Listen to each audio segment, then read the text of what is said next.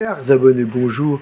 J'ai l'insigne honneur de partager avec vous la légende de Notre-Dame des Anges. Je vous la lis dans le texte paru en 1858, car ce phénomène, va-t-on dire, date du 8 septembre 1858.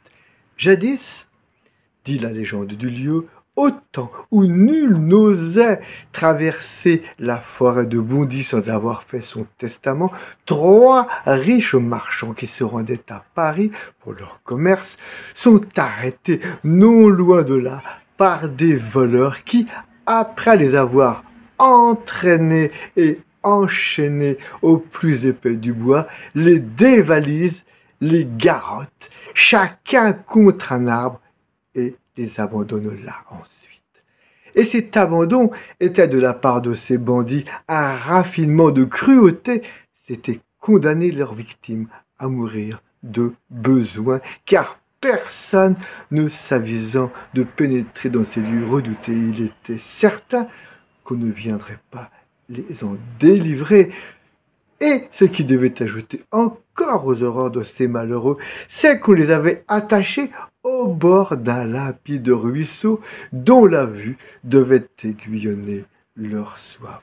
En pareille situation, 2 des pauvres captifs se mirent à se désespérer et à gémir. Mais le 3e, se souvenant que c'était ce jour-là l'anniversaire de la nativité de la Vierge, et oui, nous le fêtons aujourd'hui, cette fête, le 8 septembre, se mit à implorer son assistance et à prier avec ferveur.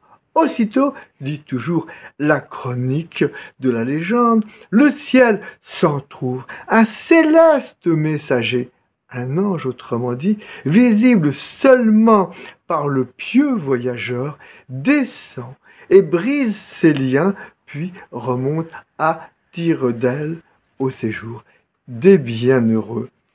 Nous laissons à penser quelle fut la surprise, l'ivresse des 2 autres, quand, au beau milieu de leur lamentation, ils virent tout à coup leur compagnon d'infortune qui, débarrassé de ses entraves, vint les délivrer à leur tour. Et leur étonnement se changea en religieuse gratitude quand ils apprirent à quelle intercession ils étaient redevables de leur liberté. Aussi firent-ils vœu de construire près du ruisseau une chapelle dédiée à la Reine des Anges, et ce vœu fut fidèlement accompli. Donc nous fêtons aujourd'hui à la fois la nativité de la Vierge Marie et Notre-Dame des Anges, d'après cette légende qui se déroule sur la commune de Clichy-sur-Bois, dans la forêt de Bondy. Chères auditrices, chers auditeurs, chers abonnés, je vous quitte sur cette fête et sur cette très belle légende. À très bientôt, comme d'habitude.